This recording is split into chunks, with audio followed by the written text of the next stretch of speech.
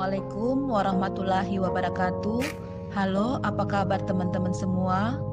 Pada hari ini kita akan berbicara tentang asesmen nasional. Pendidikan pada dasarnya bertujuan untuk mengembangkan karakter dan kompetensi murid. Adapun 3 komponen penting dalam pendidikan meliputi kurikulum, pembelajaran, dan asesmen.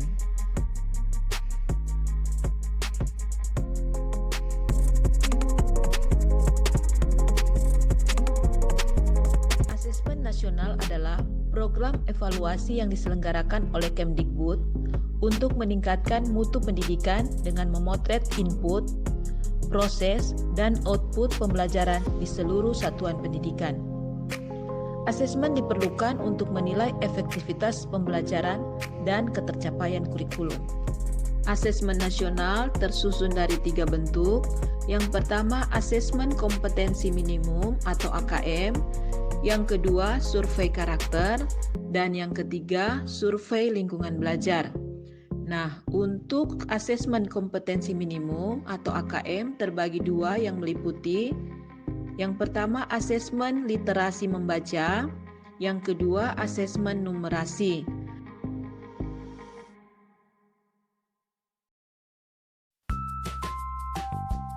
Adapun manfaat asesmen nasional ada 3. Yang pertama, potret kualitas pembelajaran di sekolah atau daerah. Yang kedua, umpan balik mengenai peningkatan kualitas pembelajaran di sekolah atau daerah.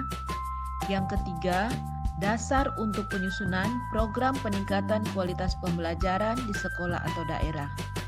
Jadi teman-teman, itulah ketiga manfaat asesmen nasional yang insya Allah akan dilaksanakan pada tahun ini.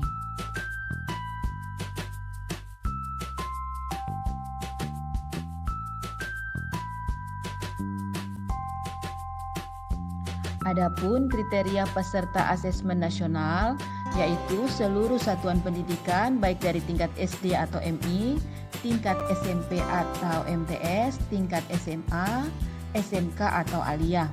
Dan tidak semua murid karena pemilihan sampel secara acak diambil dari siswa kelas 5, 8, dan 11. Setiap peserta mengerjakan tes literasi membaca, tes literasi numerasi, survei karakter, dan survei lingkungan belajar.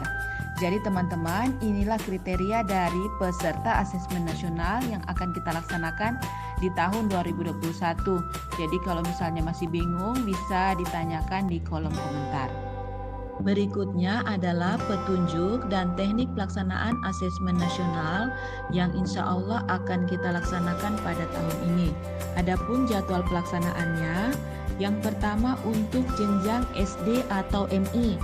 Pada hari pertama akan diadakan tes literasi selama 75 menit. Pada tes ini, siswa kelas 5 akan mengerjakan 30 butir soal untuk mengukur kompetensi literasi membaca. Dan juga akan ada survei karakter selama 20 menit. Selanjutnya pada hari kedua, pada jenjang SD atau MI akan diadakan tes numerasi selama 75 menit dengan mengerjakan 30 butir soal untuk mengukur kompetensi numerasi. Selanjutnya akan ada survei lingkungan belajar selama 20 menit. Nah, yang kedua untuk jenjang SMP MTS atau dan SMA, SMK, dan aliyah, pada hari pertama akan diadakan tes literasi selama 90 menit. Siswa kelas 11 akan mengerjakan 36 butir soal untuk mengukur kompetensi literasi membaca. Dan juga akan ada survei karakter selama 30 menit.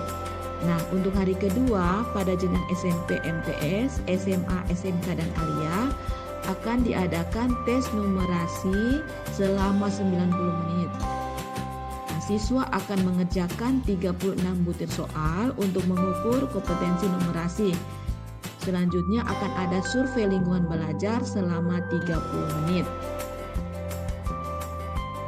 Adapun bentuk soalnya ada 5. Yang pertama pilihan ganda, di mana siswa hanya memilih satu jawaban benar dalam satu soal. Kemudian yang kedua pilihan ganda kompleks, di mana siswa dapat memilih lebih dari satu jawaban benar dalam satu soal. Yang ketiga, menjodohkan. Siswa menjawab dengan cara menarik garis dari satu titik ke titik lainnya yang merupakan pasangan pertanyaan dengan jawabannya. Yang keempat, isian singkat. Siswa dapat menjawab berupa bilangan, kata untuk menyebutkan nama benda, tempat, atau jawaban pasti lainnya. Yang kelima, uraian. Siswa menjawab soal berupa kalimat-kalimat untuk menjelaskan jawabannya. Demikianlah kelima bentuk soal dalam AKM. Dan yang terakhir, semua tes ini berbasis komputer dan bersifat adaptif. Jadi, pertanyaan yang disajikan bergantung kepada kemampuan siswa. Untuk lebih lengkapnya, teman-teman bisa cek di website pusmenja.kemdikbud.co.id/akm. Demikianlah penjelasan untuk hari ini. Semoga bermanfaat buat kita semua. See you next time. Wassalamualaikum warahmatullahi wabarakatuh.